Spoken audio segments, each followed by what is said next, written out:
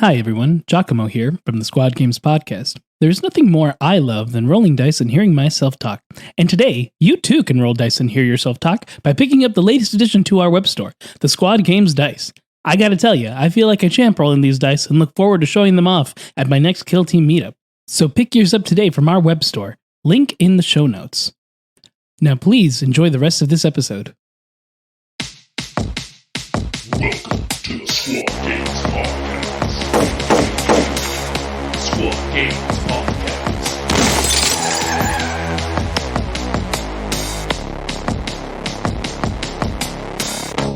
All right, there's two dudes, one with a baseball bat and one with a knife. And let's say they're both about 5 feet apart. Who would win that fight? The guy with the knife? It kind of depends on who's holding the bat and the knife, right?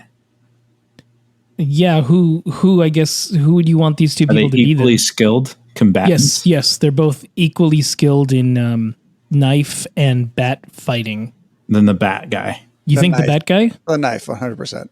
That's got to be, if they're equally skilled, the bat guy's going to get him before he gets in, right? Are you sure they're like 5 feet? Well, 5 feet apart, actually. Yeah, that's what I'm thinking too. If they got the range, the knife guy, gets beaten out by the baseball bat, right? I mean, yeah, but do you know how Probably. painful it is to get stabbed? It's like supposed to be the most painful experience. That Like was me. Sorry, continue. No, it's one of the fine. most painful experiences, you know? Yeah, but I don't want to get hit by a bat. Well, that sucks for you. I don't want to get stabbed, Giacomo, and You die. get Yeah, Blocked with a but bat. I'll hit you with the bat before you get to me. Break my arm. I stab you in the chest. The game's done. Your arm is broken. You're on the floor. I hit you again with the bat. Now, if you're like right next to me, I'm dead. Okay, Negan. Okay, Negan. There's some bat to head action. The fight's over, right? Yeah, one shot. You're done. That's it. Go for the shins, break the But I legs. mean, like, have you guys ever been in a fight and like stood still? Like, it doesn't go well. Yeah, but I'm like, they're equally good. The item that's going to be a one touch and done is going to be the knife. Like you see the knife slashes happen in movies and people are like, and they look at it and then they continue fighting. It's like, oh my gosh, he got cut. That's not how shit works in real life. People yeah, get that's true. stabbed That's like true. 6 times. But Have you ever like, seen a prison TV show? I have. I've seen like the idea of getting hit by a bat. You go down because it's a bat. Did you watch like Breaking Bad recently and watch what's his name's death? He was, tied up on the ground and then he beat him in the head with it. So See, I think it depends on if you have the. where is this even going and you how is this appropriate? If you have How is the this distance, appropriate? if you have the distance, think you win because you have time to ready up their bat. Whereas if you're like right next to somebody, you could just you could stab real fast Yeah. with the stabbing motion. There's something to be said for some people just don't know how to swing a bat properly. I played baseball growing up, so I think I could swing a bat, but I've seen a lot of people try to swing bats and it's not good. And I think it's probably easier to use a knife, right? It's probably a little more Yeah, we've all You cooked just kind dinner of- before.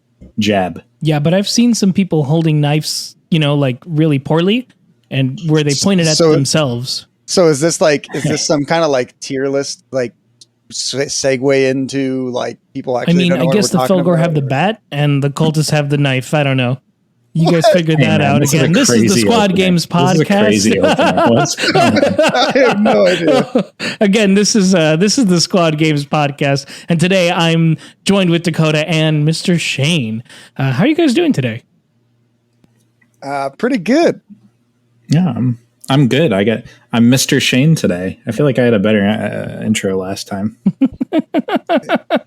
Mr. Shane. Mr. Shane, Your Shane Highness, Your Highness. That's good. Oh, my liege. oh Yeah. boy. It's Yeah, always fun. yeah.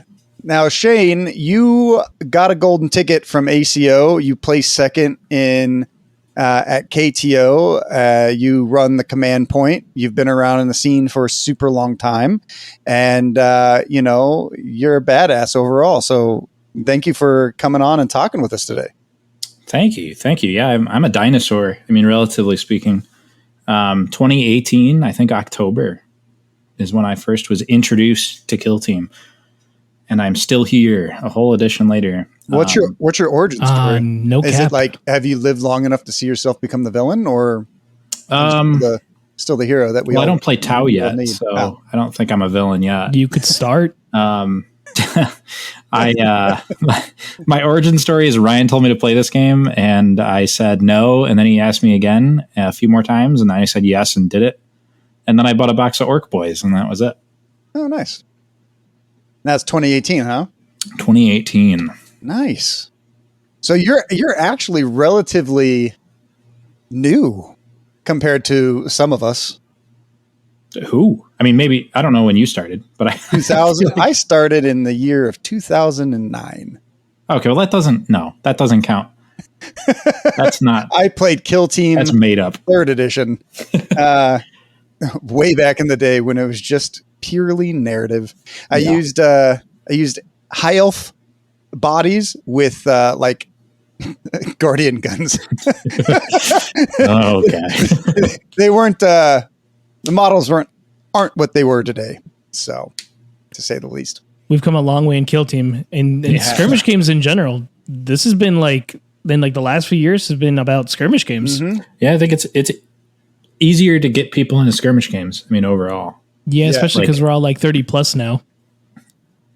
Yeah, I mean, like you try to get somebody into it that's never played before, you get them into a skirmish game, and like these secondary companies that aren't Games Workshop, they don't want to compete with 40K, right? Yeah. Well, maybe people do now because apparently 40K is not good. Yeah, I don't know. I played a little Combat Patrol, but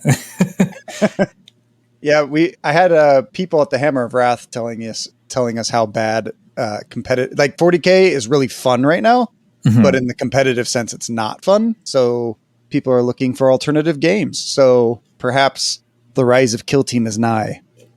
Maybe. I hope so. That would be cool. Would be. Yeah, because the thing that we all have to remember is that like the Kill Team is probably the most competitive game that the Games Workshop is putting out right now. Like, I would say it's like original inception was Battle for Middle Earth, the very first edition. And then like, especially for the narrative side of it. And then it's just kind of slowly grown over the years. And then the 2018 one was super fun. In my opinion, not everyone agrees with me. I agree. Yeah. I'm there with you. Yeah. Very 40K-ified, but except for the wound rolls, those. I think once we got elites, it was over for me. Like I didn't mind having the captains, but once we got elites, I think I was done. Oh, really? Elites is when it got good for me. Same. Yeah. See, I feel I told somebody this recently. Kill Team 2018 was a game where you got back what you put into it. And I think a lot of people didn't want to put a lot into it. And I get it because it was occasionally a pain in the butt. Like you got to buy like a whole box of guardsmen just to get a plasma gun. And then there was like 9 or 11 of them on the AdMech one. That you had yeah, it was ridiculous. The original plasma spam. Did you guys prefer the point values, or do you prefer the rosters of like today's Kill Team? I like point values. Same. I really enjoyed the aspect of the strategy aspect of the old Kill Team, where you really had to build a good list to take it to a tournament. I really enjoyed that aspect. Yeah. But we're not here to talk about Kill Team 18. What are we doing? We are feeling nostalgic. Yeah. Let's go ahead and right before we get to the whole thing, we're going to be talking about the tier list, but a very particular tier list. Do you guys want to go over that real quick? Yeah. This tier list is for Nova. Since Shane and myself are going to Nova, we're going to do a quick tier list of our speculations is what will place top, have the best possibility, and if anyone has any a hard choice on what to bring to Nova, maybe we'll help you decide to take something. So should be pretty fun. I think we're going to go over like the overall strength of a lot of these teams and kind of go from there. Shane, do you want to break down how we're going to rank this tier list? Sure. Yeah. So our top tier, which would otherwise be S tier, is basically it's what we would expect to potentially win Nova. So it's our favorites, I guess, so to speak, to win Nova faction wise. And our next tier down is basically reserved for what we would expect to be in the top pod, but maybe not quite win at all. So the top pod, it's kind of like how KTO had like the brackets after day one. The next tier down is basically competitive choices, good choices, like nice, strong, decent teams, but not something you'd expect to be in the top pod really, outside of like a really good player running it. Mm-hmm. Next down, we have the less competitive choices, which are kind of characterized by teams that we would like look at and identify as being unlikely to make like a deep run at a tournament. Mm-hmm. It would take serious legwork. And then like not just a faction specialist, just somebody having an insane run with a bad team. And then at the bottom is the, Jack, you were calling it the you came to have fun tier.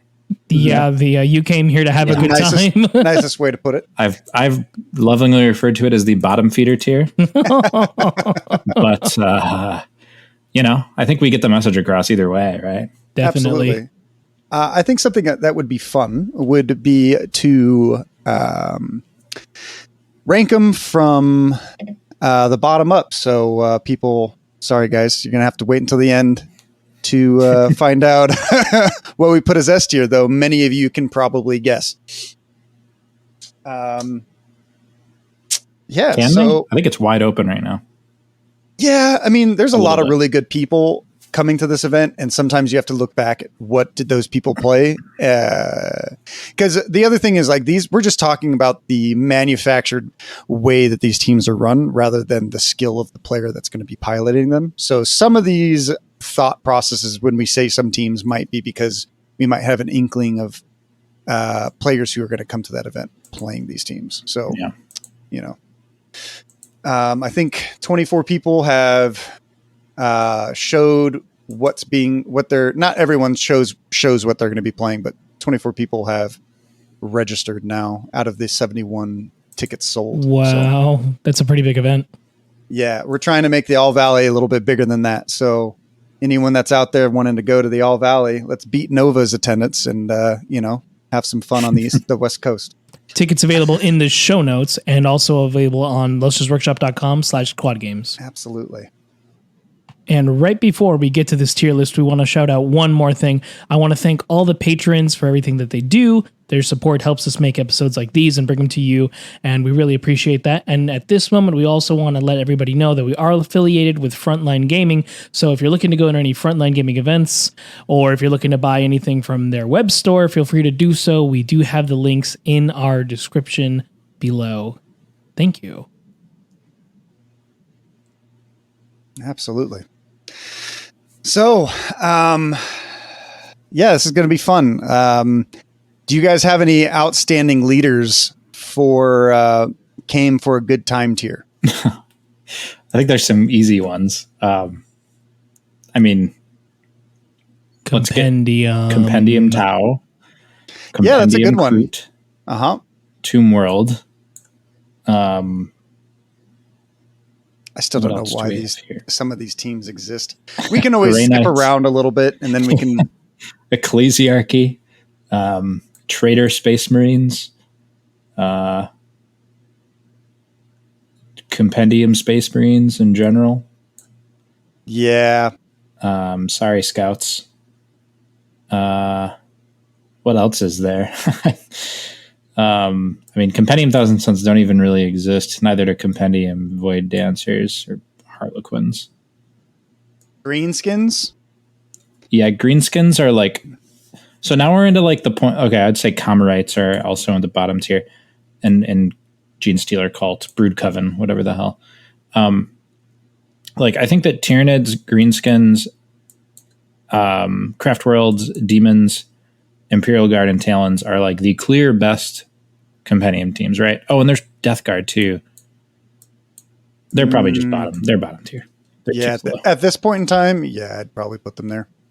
I'd probably put Craft World there too. I know there's some people that... So there's what I think They can, but I think when we look at the people who are going to be attending this event, we have Robert Nichols on the West Coast, who plays these guys really well, placed 18th at LVO, and he doesn't play them anymore because the intercession matchup for them is so entirely bad. Yeah, and I'd say the game has gotten harder for Craft World since LVO. Then you have Layla from the East Coast, who could bring them, but why would she? And then you have me, who might bring them, but I'm not. So, if I was, I'd be bringing them to have fun. Hey! Yeah. So, pretty much most of Compendium. Is there any Compendium that we think could go into the deeper, like, possibility of a really good player bringing them? And in the next tier, you mean, like the C, basically? C tier. Because right now we have most of the D tier is just pretty much just Compendium so far. Grey Knights are down there too, right? Yeah. What about? Oh yeah, for sure. And then you have Scions and the Vet Guard. I mean, I guess they could be in C, but the thing is that they have no chance of winning this event, in my opinion. Yeah. The Tempested Scions. Tempested Scions. Now, there's some diehard people out there who really like Compendium. Guard, but I'm sorry, I've never seen it done. So I'm a big Greenskins fan. I'm going to say Greenskins are bottom tier. I think Greenskins could do it. Okay. I think they're bottom tier. You think so? I actually played them. Crazy story. I played them recently, just for funsies, and they're tough. They're like a brick wall, but they just have absolutely no tricks. There's nothing going on. Even for a Compendium team, it's really basic. I heard they're pretty good on Into the Dark. Yes, they are. But that's about it.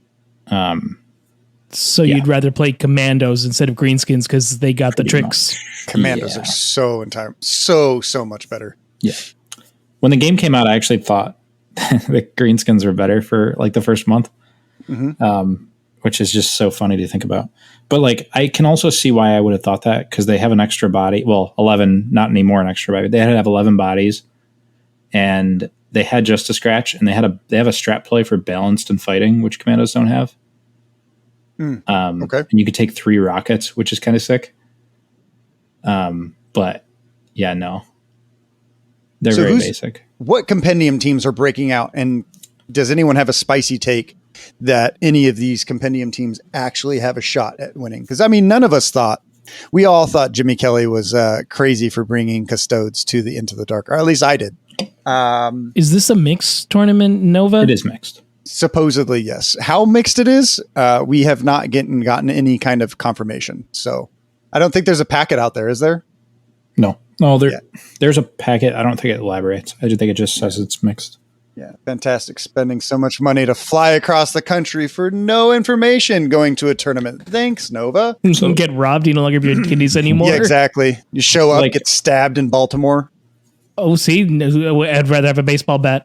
Oh, yeah. Here's a spicy one. I think Tyranids and Demons can be in the next tier up. Okay, in the C tier? Okay. And Imperial Guard? And what about Talons? Talons, I think, are maybe B tier, but that's it. That's the highest I'll go. Yeah, I think so. So we'll put the Talons in the good in the current meta, but probably not winning the event.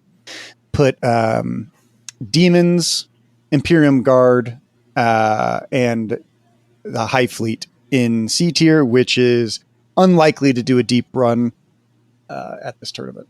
I just think Demons are just weird enough, and they're really, really good on Into the Dark, that I could see them. I could see like a Will Fong or somebody actually like kind of weirdly running deep with them.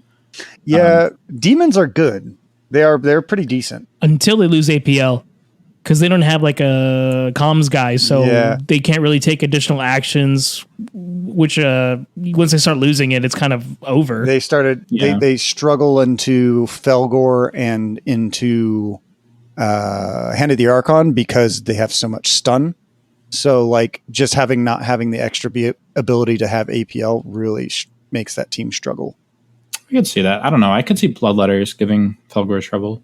Yeah, they were the ones to do that to be able to dish out. He still damage. won the Felgor game, but against the Hand of the Archon, it just felt like an utter after the Alpha Strike was just uphill battle.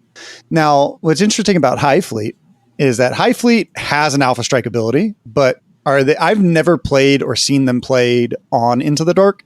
Are they any good on Into the Dark? I think they're fine. Like, they're not like great. They're probably okay. I don't know. Like, it's still what, five Gene Stealers and three warriors. Three Tyranid right? warriors, or 10 Gene Stealers, which I will say, I think that's the way to go. I think 10 Gene Stealers is good against Commandos, and I think Commandos are one of the best teams right now. You know, it's not, but 10 Gene Stealers are not good into A lot of other things. Vet Guard or very, very much many other things. A Tau player who doesn't want to run up and throw grenades. Yeah. So I guess the next question then, moving on from Compendium, is there any team that is not Compendium that you would put in the bottom tier? I don't think so. Bottom in the F tier, the tier that sucks. I don't even think it's close. No, I don't think so. I would have said Votan, but they had some changes recently that just put them a bit higher now. Yeah, I don't see anything. I can't think or see of anything that's. I mean, if we go through the list and we miss one and somebody disagrees, we can always bring that back up. Do you guys think that? Okay, I think that I would. Here's a spicy take. I would put Death Watch in C tier if everyone was running Intercession, but they're not. Okay. Yeah. The plasma is annoying. I definitely have to deal with it because you kill one guy, then they kill you with the plasma. It's for you, Andrew. That's for you, Andrew. I'm sorry. They're coming for a good time. That's the only reason those guys are there. Yeah. That's what all Death Watch. Has anyone noticed? Like, it seems like Vet Guard players and Death Watch players are the people that like never ever want to move off their team. Ride or die, baby. I don't know a Death Watch player, so No, there's a couple out here. Are there? Okay. Yeah, and we're like, hey, just paint your Intercession like Death Watch. They're like, nah. Ride or die. Fair enough. I mean, they should pull like an I don't know. Pretty sure the guy Adrian, he literally runs his Intercession as he just runs Death Watch models. Yeah. So I mean, I could see Death Guard in C tier. They used to be good, but I just don't know if like the current meta suits them at all. No, they're so slow. That's the downside. They're so slow. You could just play Nurgle Legionary. That's true. Yeah, just do that. Which is worse now, isn't it? A lot of people I see taking Khorne Tzeentch. I guess we get to Legionary later, huh? Yeah. You're this Yeah, he's the guy for it. I don't know if you heard us in our last one, but or in one of our past episodes, but there's some people saying that they just didn't think Intercession could match. I mean, they think that Legionary cannot match Intercession anymore. And I told them like you probably need to put like a guide out on how to play Legionary because people aren't playing them right. Because you slap as Legionary. I'm just it is very possible that I am doing that at the moment. It's a long process. It's something I'm putting a lot of work into. I'm very much going to be watcher, so it's going to be good. Excited. So, anyone else in the C tier now? The team that's unlikely to run deep at Nova for bespoke teams. I know. So you guys mentioned Hearthkin. I genuinely don't know what to think. I know that Spain is like super high on Hearthkin. There's a lot of cool combos with them, having played against them a lot, or at least seeing them played. And that extra one is nice because they get to tough it out just a little bit longer.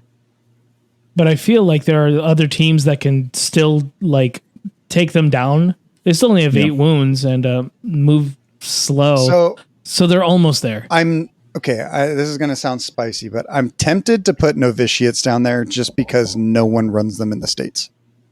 I doubt that. I mean, here's the thing. If someone good brings them, they might win the whole tournament with them. But I haven't seen anyone outside of Baki or anyone else in the US run novitiates to any sort of success. Layla is a very good novitiates player. And Kellen Foster. Although I don't know if any of these players played him more. Kellen is going. He is, yeah. He is going. So we have possibly Kellen and possibly Layla, which, I mean, it might bump them up to B tier. That they could. There's no way they're lower than B tier for me. They're like so innately good. All right. I don't know. I could see them getting there. I'll put them in B tier, which is they're good in the current meta and they have a possibility of going deep, but still unlikely to win. I just don't know if they could win out the tournament utterly and completely. So to me, I just don't think I'm comfortable with putting them in B for sure. I'm fine with that. Where did we end up with Hearthkin? Hearthkin, I haven't decided. I'm thinking C. You're thinking C tier for Hearthkin, huh? Like, they keep getting buff after buff after buff. Eventually, it's going to be too far. Somebody's going to figure some shenanigans out. Like the secondary main one you're going to be using is the Grudge one, especially since the Thayan can mark 2 people now after you have 3 or more dead guys on your team. So that's going to get easier. You probably won't do the other 2 very often. And if you're playing it Into the Dark, they aren't like the hottest, but their ability to turn light terrain into heavy is pretty helpful. They definitely prefer open a lot more. So you think they're unlikely to place in any top pod? Yeah. But there's going to be some games they play where they kind of surprise their opponent.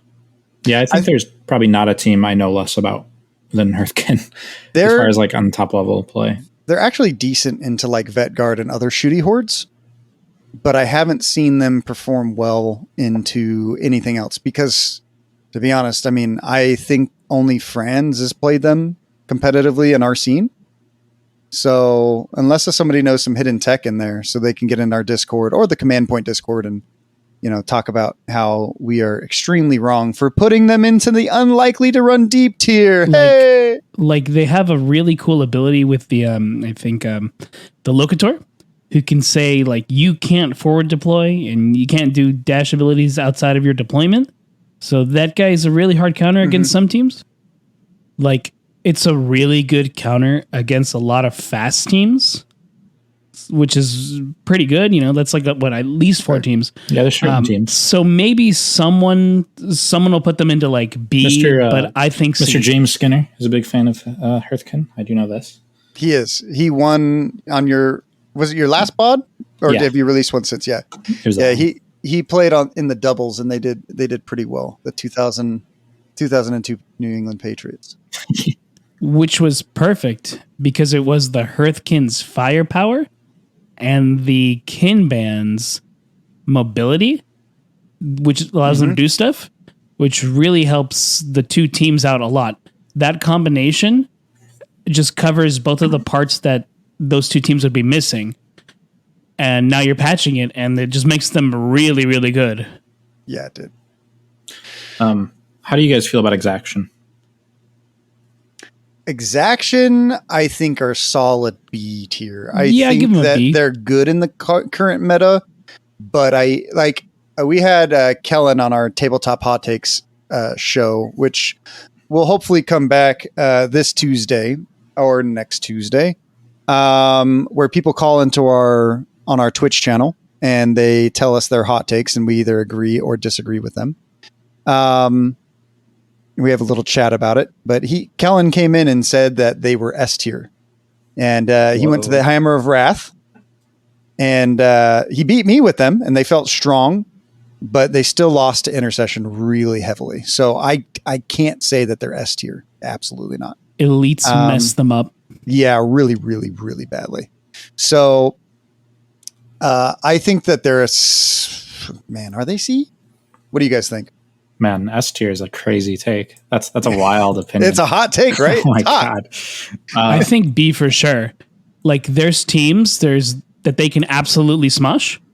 And even like elites like Intercession to a point with the shields and the phosphor lumens, which first off stop my rerolls, and they can block 2 hits in combat where I should be able to kill them is pretty annoying. But at the same time, they actually can't really kill the elites. Most of the time we're just trading, but no one's actually dying. There was like I killed like a couple other models. They killed a couple of mine, and then they got a subjector charged into like 3 of my models. And I was like, I can never kill this man in close combat. So I just charged him with 2 more models, and then he was in combat with 5 of Vet Guard. And I was like, all right, let's see you kill 5 models in 2 turns with this one guy. And he's like, I was like, I still get central control. Yeah. I mean, I'll say B tier. I'm okay with that, I guess. I guess. So you think you feel that they're probably more into C tier still? You don't think that the buffs have pushed them up over? It's hard to say because I've played them a bit before and after the buffs, and they still just feel weird to play for me. I don't know if it's a me thing, but they just feel very awkward to pilot. And I haven't found a balance yet that feels good for me. But the things that helped them a lot was to charge, not fight, move another model up, and then shoot that man in close combat. And they're like 4/4 damage, which was good, especially in the Vet Guard. But like I could see that not being super great into like what's it called? Space Marines. Or something that's because Space Marines are super popular, and they're just like, I would probably more likely put them in the C tier just because I don't see them winning this event. I agree. They're not going to win Nova. No. And maybe as a team, maybe they're in B tier, like as a team, like where they rank power rankings wise, but specifically at Nova in this current meta and time, there's so many people that play Space Marines and Intercession. I just don't. I mean, as a Legionary player, I do not fear them at all. Yeah. I think they're pretty low on the list. They're more like frustrating, but not impossible to beat.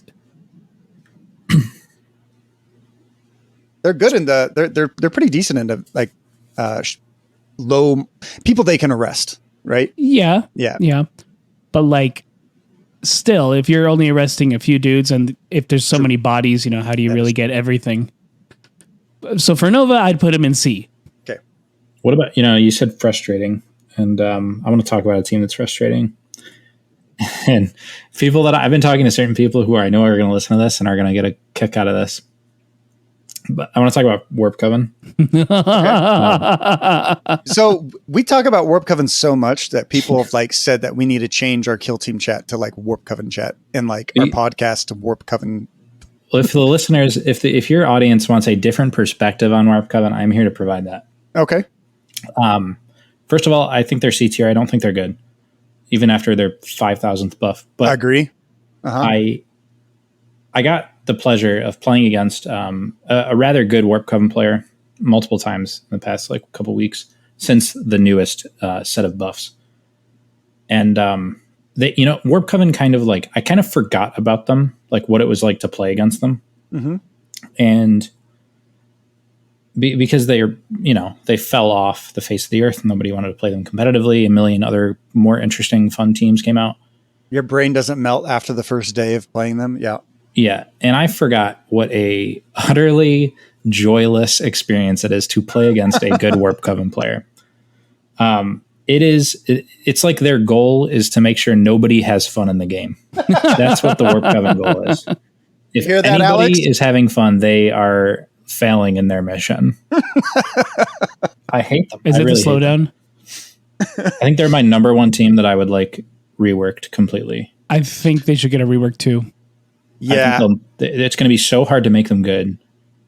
So my wife started with this team back in 2020, right? And so this team is very close and dear to my heart because my wife plays them. And I would definitely agree that I don't think that they are in a good spot. I would 100% agree that they are still in C tier. Alex went out and proved us that Zangor spam is the better Beastman team.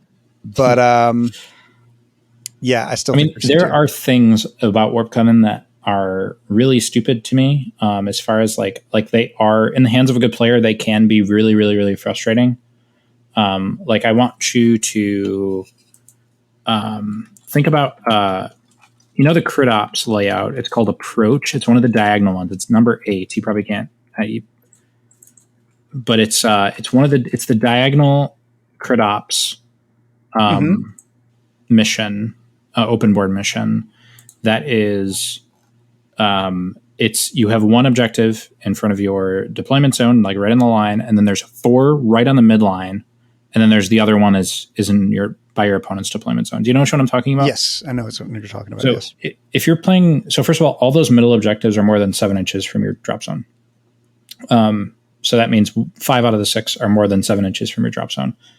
And if you are playing as Warp Coven, unless you're playing like one of the few teams that has like a lot of pre-game mobility, like Phobos or something,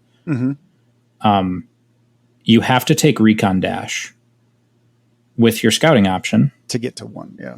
Otherwise, you will not score more than 1 point on primary on turn 1. Yikes! It will be impossible.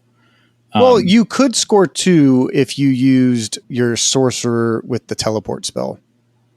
Technically. Well, no, right? I'm saying if you're playing against them. Oh, against them. The Warp Coven player can guarantee that you will not score more than 1 point on primary on approach. Right. You're right. Because you have to do, unless you're playing like Phobos, you have to recon dash in order to get within range just as a 3 APL team. This isn't even counting a 2 APL team. You need to recon dash just to get in range of one of the midline ones, assuming they're going to ephemeral and stability right away, which they will. Yeah. And the good Warp Coven player is going to know that you are recon dashing, so they're going to take infiltrate. They're going to win initiative. They're going to go first. They're going to ephemeral, and if they've positioned right, they can take that 1 point that you set up to get, and then they're going to get 4 in primary, and you're going to get 1. And then if you lose initiative next turn against Warp Coven, they're going to ephemeral again, and they're going to keep scoring points, and it's stupid. And it's like, I don't even think they're good, but I just hate that exists. It feels so unfair. But yeah, that's why you just play a more mobile team, you know? Yeah. In case of when everyone brings Warp Coven. I mean, I can't even think of, the only things I can imagine that work against it are Phobos and maybe like Slanesh Legionaries, I suppose, and like Rapid Intercession. Corsairs. Corsairs. I guess Corsairs because they get a free dash when they move. Well, the free dash isn't enough to do it. You need to be, you need to take the thing where you get the +1 inch movement if you don't shoot or attack or something. Mm-hmm. It's +1 inch move and dash. Yeah, you have Vet Guard. You have, I guess, Gellerpox with Drawn to the Hum, maybe. It's pretty projected, but yeah. Yeah, but that's about it. Maybe Commandos with Shush. But yeah, that's... Commandos can get around it because they just forward deploy, so... Yeah, you can forward deploy 3 models and then be like, oh, good luck. Actually, Drawn to the Hum doesn't work because the objectives are too far away. Oh, okay. You can only go towards the one that's already in front of you. Oh, and you you're have to right. fetch closer anyway, so... but yeah, like... You could go Intercession, but you have to go Rapid, and you could go Legionaries, but you have to go Slanesh. Which, I mean, you don't want to do. Nurgle's pretty good against Warp Coven otherwise. Yeah, I just hate it. But yeah, they're C tier. They suck, and I hate them. I'm okay with putting them in C tier for sure. Same. I don't think they're going to win it, but I'm interested in seeing 10 Zangors and 1 Sorcerer.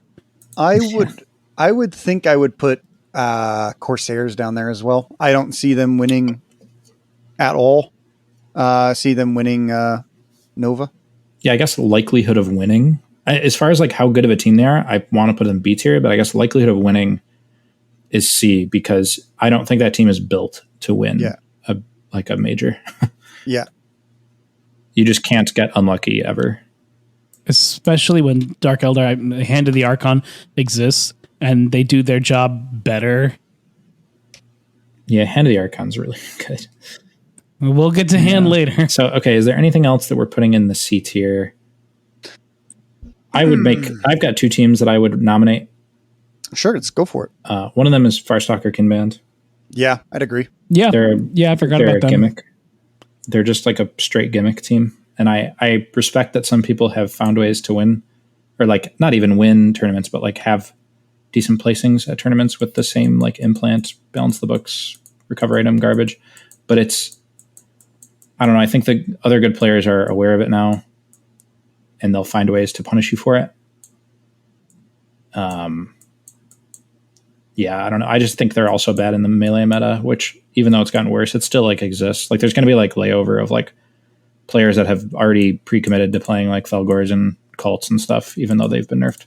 One thing that John Reese said to us on our podcast with him was he thinks that he really likes Kinben, but they're just way too swingy and you depend on dice way too much for them to perform great every single game. You're going to have one bad game just because you get diced because they depend on it so much. So, and since that's never been touched, I kind of agree. So I just don't think that they'll ever. I would say like a big issue they have is like, I don't think that they have like crazy upside when they like roll well. Like what like crazy hard hitting things do they have outside of that flamer, which can't even really roll down unless you're me. The flamer and maybe the sniper. Like I don't think that they have like crazy spike guns that are just gonna like delete something outside of that Skinner. Yeah, I'd agree with that. I don't know. They're just so pillow fisted. I never heard that term. They're pillow fisted. I like it. So how are we feeling about Admech? They fell off the face of the earth after they lost so drastically to Gellerpox. I don't think that I've seen them win an event. I don't think I've seen them place well. I think like Alex Squires took them to LVO and didn't get in top 8. Like they really seem to have fallen off the radar ever since the last narrative event. The when what's his name, Ace lost to Orion. So I would say about HunterClade is I think that the recent changes to other teams and just to the meta in general, I think they're overall good for HunterClade. Like I think that the melee meta going away is good for HunterClade. I think that Commandos being one of the best teams is decent for HunterClade because I think that's like a pretty even matchup. Yeah, I think they're pretty good into Commandos for sure. And I think they're still quite decent into like the Horde teams, in my opinion. Yeah, they are. They're difficult for Vetguard to face too.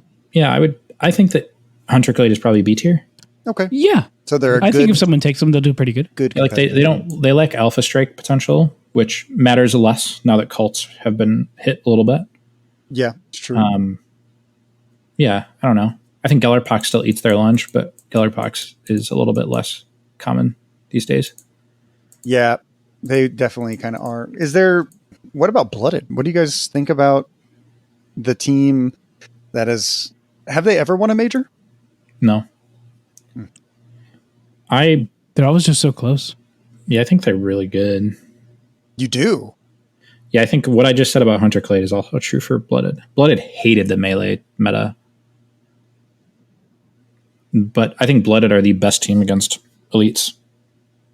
Interesting. Okay. Now that Inquisition can't take like 5 Meltaguns. I would have assumed that Kasserkin was the best one against elites. That's another one. I think those two are very, very both. We put those in B? Elites. Blooded and Kasserkin, yeah, they're probably both B. So yeah, I can see that. The interesting thing about Kasserkin, right, is that they are also very good into some of the boogeyman teams. Felgor,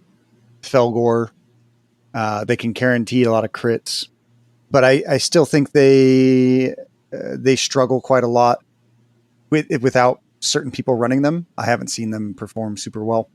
They still have a really low win rate. You think that could be attested to people not owning the models?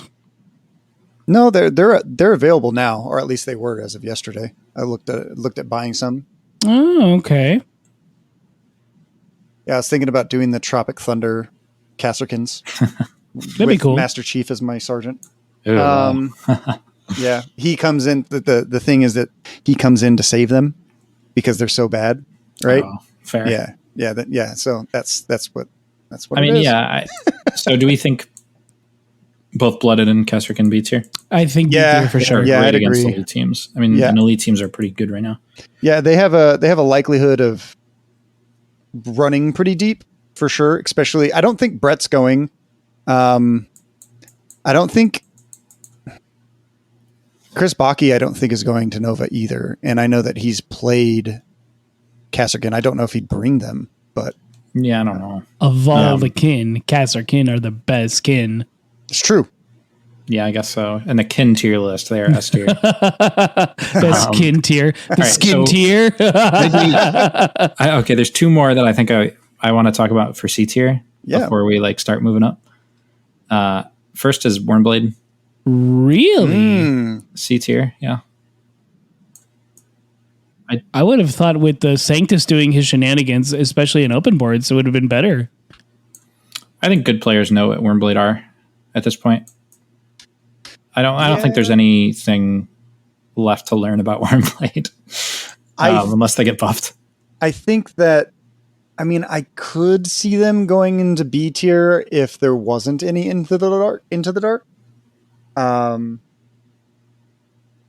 That's true, because in a mixed environment, they might get placed into something unfavorable. Like, I think one of the best things they had going for them beforehand was like the 12-point or the 3-point loot. And that's not even a thing anymore. Like they could like cheese games there on primary. Yeah, true. And they can't do that anymore. Like I don't know. They don't have a lot of activations for what is supposed to be a horde. They are scary into other shooty hordes just because they have so much blast and forward deploy. But yeah, I don't think that the shooty hordes are kind of the top of the meta right now. So I definitely could see them being a poor likelihood of winning Nova. So I think that's like I don't think Jonathan Reynolds, he's the only Wormblade player that I'm aware of really. And I don't think he's going to Nova. There's Anthony on the West Coast too, but he has since put them down to my knowledge. Yeah. Since the cultists have come. Yeah, I just don't think they're going anywhere in Nova. Yeah, I'd put him in C for Nova. Yeah, I don't think they're going to win Nova though. Yeah, I don't think that. I mean, I haven't seen them win anything either. I mean, they placed pretty well at LVO, but that was all open, right? So, and the other team I wanted to talk about for C tier is a team that is very near to my heart that I really, really like, and I've invested a bunch of time in this summer, and that is Hierotech Circle. So you think their Alpha Strike isn't good enough? I think it's not as important as it was because there's going to be less cults and less like melee horde after the nerfs. I think Hierotech Circle is in a really healthy spot. I think they are a healthy spot, but I also agree. I don't think they have a shot in hell to win this event. They're too weird and they're too hard, and they're probably not quite strong enough anyway. Yeah.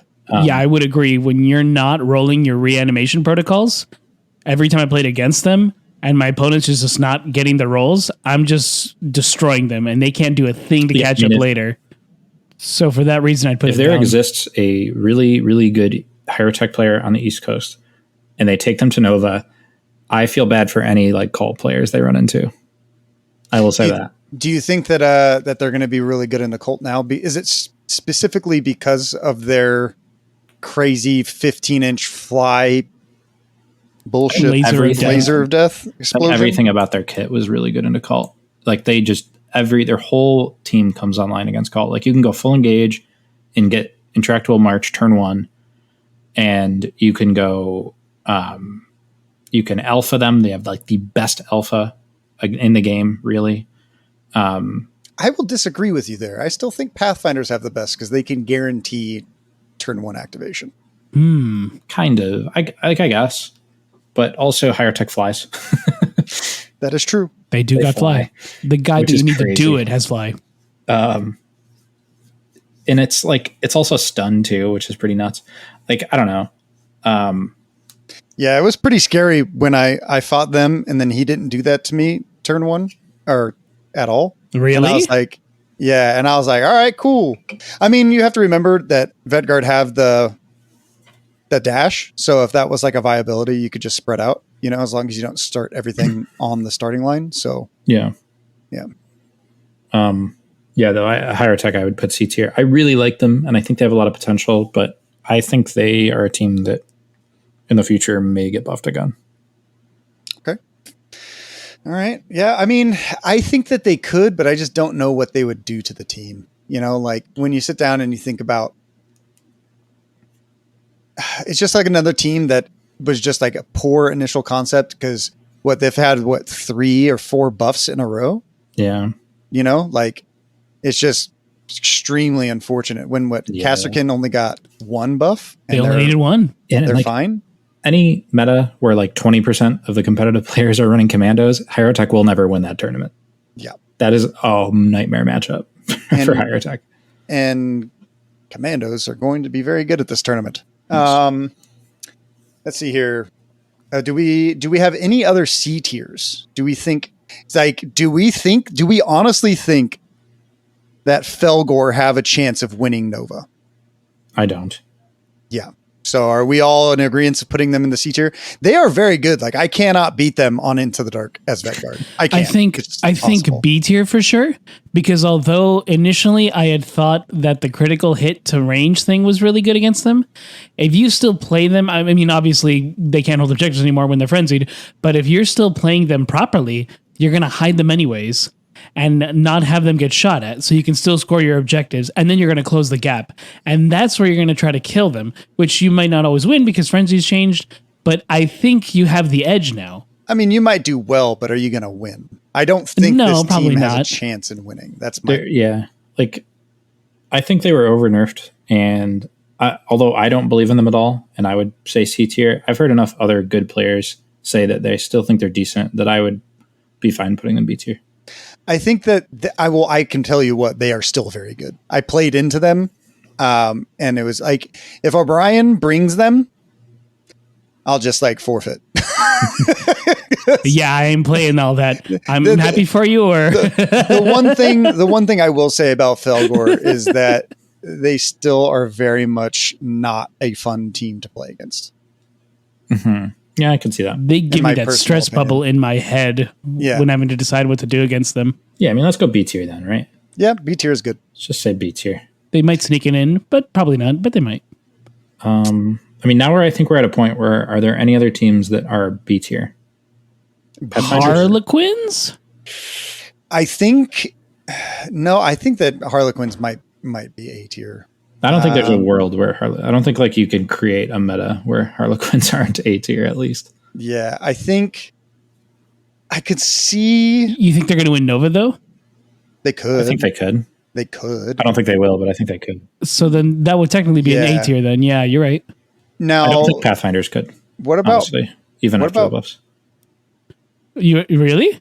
Yeah, I think Pathfinders are real good. They still have. Yeah, I'd put them right there. I mean, like, I know they have Into the Dark buffs now, but like they still have to play half their games on Into the Dark, presumably. And I just if they do 50-50, I guarantee you Nova's not going to be 50-50. More like 80-20. I don't know. Nova historically has GW support, so maybe they'll pitch in. Yeah, but GW doesn't even want to run it. And on top of that, last year they did player placed. So I don't know how much faith I have in I don't even know what terrain pack they're running. In fact, the fact that they haven't posted anything. It's not player placed. I know that. Thank God. No, I think it's going to be a traditional mixed format. I think in GW typically I've noticed they don't want to run it, but for stuff like Nova and like Adepticon, they'll be happy to give the TOs stuff. Mm-hmm. They probably don't do it for FLG, I can imagine. But no, they do not. But I know they've given. In the past, they've given terrain for them to use. They just say, hey, you run it. Here's stuff. Mm. So, I mean, like, if it's a mixed tournament, I typically go in assuming it's going to be 50-50. Okay, so Pathfinders, I don't think are going to be top pods. I think if a good player, like, let's say John Reese brings them again, do they have a shot at winning? Absolutely. But I don't think without, like, somebody without, like, a really good shot, that they, I could put them in B tier. I could put them in B tier for sure. I'd say B. I wouldn't put them in C. Like, I think the recent buffs are relevant. Like, I'm not. I think that Kanye Crayon, whatever the fuck it's called, the Crayon buff, the Crayola buff, is actually pretty strong for loot and for secure. Like, you can just move onto it, free secure it, and then shoot your 4 or 5 gun. Like, you just get another like if you're not worried about alpha striking, right? Like, you don't need to alpha strike Space Marines. Like, you're going to kill them. Well, I think don't you have to stay concealed? Or is that not a thing? Maybe I'm thinking of Modkai, you have to be engaged. God, I think the Crayon buff specifically states for Into the Dark, if you're on conceal, you can then use a guard action. And when you use that guard action, you can only marker light, which is amazing because by turn 2, everything is a lot of 5. People can be 5 lit up, super easily. Now, what do you guys think about breachers? I'm willing to put breachers in competitive team. I mean, if Jimmy Kelly brings breachers, or we have like Liam or Leander brings breachers, they very well could be 8. I mean, breachers are top pod, right? After all these nerfs, like have we forgotten what breachers are? Oh, I know. There's still breachers. They're insanely good. I was just making an argument. No, I tried. I will not hear your argument. They start with a B, but they deserve to be H'ers. H'ers. That was really bad. Terrible. Wow, bro. That's a crazy joke. That was a nasty line by you. Dropping these. I don't know if there's any more B tiers. I mean, I guess we can go through A tier and try to delineate if we have too many. Here's the one that I think you're most likely to argue with me about. Okay. And that is, I think Elucity and Starstriders are a kind of sleeper faction right now. I think they're really good. Yeah, 100%. Recon is still strong, and they got Recon. And Ace was maining them for most of this year, and they haven't received any foreseeable buffs that would actually make them bad. Yeah, as far as teams that don't get talked about, I think that they are very, very good. You know why they don't get talked about? It's because their models fucking suck. I hate them. I fucking hate them. I like parts of them, but I'm not a fan of like the leader. I'd rather get the dude from Blackstone Fortress. Because you can it's like you're customizing, like Inquisition. You should be able to make your leader like whatever. It's representing whatever you think. We can't rate them by how lame they are. Otherwise, breachers would be deechers. Yeah, I don't like the helmets. I'd rather change the helmets out for breachers as well. But the team itself for Starstriders are, they got Recon, and Recon's really good. I just can't believe I just made that joke and you didn't even. I barely got a response out of that. I'll give you a chuckle. Come on, that was teachers. That's a bad teacher. You're a teacher. We have a couple of teachers who listen to this podcast, right? A handful. Okay. Do we think that Starstriders are A tier? Then I think they're A tier. Oh yeah, 100%, 100%, 1000% A tier. What about Inquisition after the nerfs? Pretty big nerfs. Still? Yeah. I don't know anyone who plays them, so I'm not experienced with them at all. Well, I mean, we could say that they are B tier. We could. But if somebody brings them who's halfway decent, I think that they could be A tier. But I could also subject and say that they'd be B competitively good. I think they're B. Yeah. Yeah, B those are pretty fine. significant nerfs, but I think they were good nerfs. I think they made the team more interesting. Yeah, agreed. Also, they're also they're the Warp Coven of humans. They're a very complicated team. There's so much planning. Yeah, there's so much planning to do beforehand. Yeah. Like what faction take, so many models to hobby. It's just like maybe somebody didn't bring breachers with the cat. But here's the thing. They have a cat who can just take obscurity away and then use a plasma cannon. That's the reason why I'm like, I do think that it's rough when your big guns are all heavy. I think Wormblade suffer from that. Yeah. And I that's kind of what happens to Inquisition.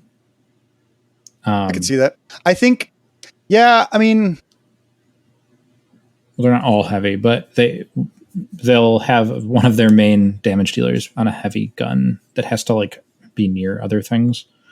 I don't know. They're a pretty dense team. They might still be A tier. They're B plus. We can always come back to them a little later. That's fine with me. So let's move on to Vet Guard. I think that Vet Guard's probably B or A. I think that they are in the right hands. Heaven forbid, Ace comes and plays Vet Guard. He'll probably win the whole thing. But a lot of people aren't playing them. And I know that because for some reason I'm ranked very highly with this team. And I don't play very much. So I don't know why people don't play them. I think Travis Chang told me that they were boring. But I mean, I think they're fine. Each their own. I put them in B, like you're mentioning, because the army that are probably going to win can kick their butts pretty well. I don't think anybody can kick Vetguard's butts, honestly, if a good player's running them. I actually think that breachers are really good into them. Breachers have always given me pretty hard trouble. Though I haven't. I mean, okay. The two breacher players I've played are Leander and Jimmy Kelly. So that could be a delineation of why I think breachers are really good into Vetguard. And guess who you're probably going to play at the tournament? I'm playing Vetguard. Right, but guess who's probably going to play breachers or something? One of them. There's a chance it could be them, and they could be running it again. And I'll be. And so, like in this scenario for Nova, I think that they're B. And if you get lucky, you never have to play them. Whoa, then you got you win all I the do games. think that the loot that they're another team that really suffered from the loot change. Like I think they could really cheese loot in a pretty toxic way. Yeah. I'll put them in B tier. Yeah, they're like a really strong B, but yeah. B. They're definitely I B think plus. Belongs in B, or I'll say B is Phobos. Yeah, Phobos. I'm in really, agreement. I think Phobos is going to be A tier. I will put my flag Phobos in the. It's because Mark Garrett on that I one. know. Yeah, but and when we think about it, Mark Garrett's going. He's probably going to bring Phobos. Do you honestly think he's not going to get top pod? I mean, I think Mark. I have never played against Mark. I think Mark is a great player. I've never played against him either. He played in narrative. He seems like a great player. I'd love to play. I hope I play him at KTO or KTO Nova. But I think that this field is too. It's not even a knock against Mark as a player, but I think there's too many other amazing players that are playing better teams. Yeah. And I think, like you had mentioned, with the change to loot, when I used to play Phobos, I would absolutely jump forward and start taking my opponent's stuff before they even had a chance to. Now that I can't really cheese that, they're fine still. Like they're still doing like zero action stuff, which is nice for sure. And I think they're fine. Like I think they're B, but like, and I think they're a team that. So I said this in the last command point tier list. I think the Phobos are a little bit overrated at the moment. And when you hear about all the stories of people playing Phobos right after the buffs, doing well, it's always my opponent didn't expect X or Y, or they were taken off guard by my movement. And it was all this like post-buff, like, I don't want to say gotchas, but like underestimation of the team. And enough time has gone by that I don't think Phobos are going to, I don't think they're on that level. I'll give my reasons why I think they're A tier. I think that we're playing on Octarius, and Octarius is notorious for having awful layouts, and a lot of those awful layouts are because like there's no heavy specifically in your deployment zone, and when there is, you have to hide your models there. They can alpha strike, and also they can ignore obscurity. So like just those two things can really screw over a lot of teams. And that's the reason why they have all those feel bad moments. Cause like, oh, they didn't expect this. Oh, they didn't expect that. It's just because they are good at those specific things, but they are one of the hardest teams to pilot and pilot correctly. So that's why I no matter what, they are B tier, but in an Octarius flavored zone, I definitely think that they're A tier. Like maybe on my terrain or other third-party terrain, maybe they would be B. Octarius suffers from the fact that there's so much big buildings and there's like less sparse. There's just giant open spots and then like some places of heavy, right? So yeah, I agree. I think you will catch people off guard still, but like I don't think the sharks that are going to be challenging for top 10 are going to be the ones that are going to get got for it. Like, I don't think they're going to fall into those traps anymore. Okay. G, you're the deciding vote, my guy. Where are we putting them? Slap them in B for me. Okay. Yeah, you Giacomo would Bobos. That one is good. You got a D for the teachers. But you got a B for Bobo. that's like Pepsis. That would caught me off guard, just like anyone who plays against Bobo. So we don't have very many teams left. which is appropriate. Yes, I agree. But I think the rest of the field is A and S tier. What do you guys think? Yep. I agree. The only one that is even close to consideration for me is Gellerpox. You don't? I think they're at least A. I think they are too, but that's the only one I would consider not being up there. Yeah, I mean, if Orion brings them, God help us all. Emperor help us all. That's a little bit more in flavor. I haven't made Mel Gibson yet for my vet guard, so the God part doesn't help us. Okay. I think we should talk about Intercession next. I think that they are 100% top pod material. I think there's going to be at least one in the top pod. Just with how good they are stat checking wise, I think it's great for the game. Still to this day, no one can tell me otherwise. Can I make the argument for S tier for Intercession? Ooh, that's an interesting they one. Can win. Yes. You think they can win? Okay? I just watched them get nerfed and then immediately win 2 golden tickets within a week. Yeah, get out of here with that. Like, okay, Tacoma, like it's just I'm sorry, Pacific Northwest, but it's just the Pacific Northwest. Then there's like I'm sorry. None of those players, there's a couple players that went to LVO and they placed decently well, but ultimately, like, I haven't seen these players win these 80+ person events with Intercession, or the cultist players that went. I'm sorry. I know you're a great guy. Pacific Northwest, I'll be your guy here. All right. You know what? No matter what you say, it was a 64 player tournament in the wake of a nerf, a pretty big nerf on paper, what looked like a pretty big nerf. And it was pre-cult nerfs, which maybe you don't think the Pacific Northwest is good, but I mean, that could be. You don't even have to be good to win with pre-nerf cult. So, and it still takes a pretty good player to come out on top there. But like, I don't know, man. I just don't see like I'm not even going to say it. We all know, I think, what we think the best team is right now. And Intercession is that team's possibly worst matchup, bottom 3 matchup. You know, before the team that's we're thinking is going to win changes happen, I did okay against them with Intercession. Yeah, and also like there are other teams that are really good into them, like Pathfinders, Void Dancers can be good, Legionary can be good. Legionary is extremely good against Intercession. And then you also have Hand of the Archon, and all of those teams we have yet to place.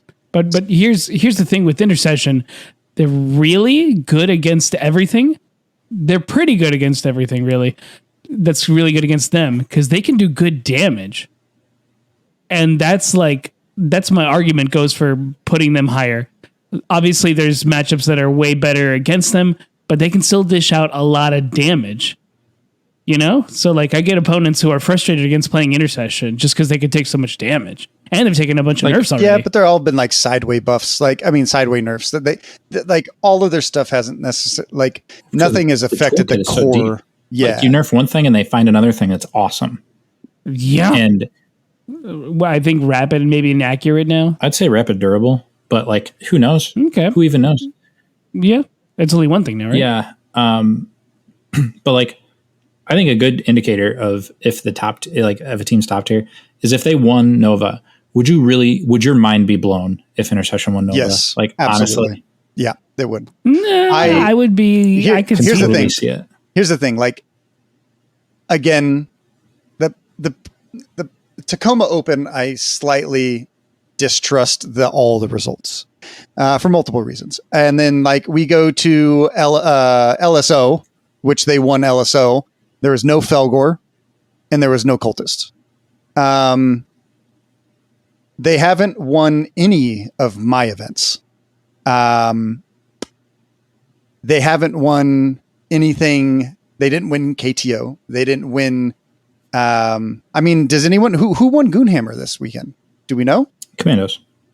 Yeah, thought so. I mean, what's Commandos' maybe worst matchup? Intercession. Is it really? I'd say I don't know if it's their worst matchup, but I think it's bottom 3. Interesting. Yeah, I mean, 14 wins is hard to cut through. And then they shoot you back and kill your dude. If you both want to argue for S tier, I'll put them there. Dragging me, kicking and screaming. But if that's the case and they're S tier, that means Legionnaire has to go with them, because I always believe that those two teams, although Legionnaire might have the edge, they are like the gatekeepers of this game. So are we going to talk about there's only We one good are. Legionary player in the United States, and that's Shane. Okay, That's me. and I'm kidding. I'm kidding. I'm not going to lie. Marty from Arizona is also pretty good with them. But yeah, like, so here's the thing about Legionary. This is, first of all, other than KTO, this is probably the best meta that they've ever stepped into. The boogeymen of this meta are scared of Legionary, and there is something to be said for that. I don't think you could possibly put Legionary under A tier. There's no way about that. So the real conversation is S or A, right? Mm-hmm.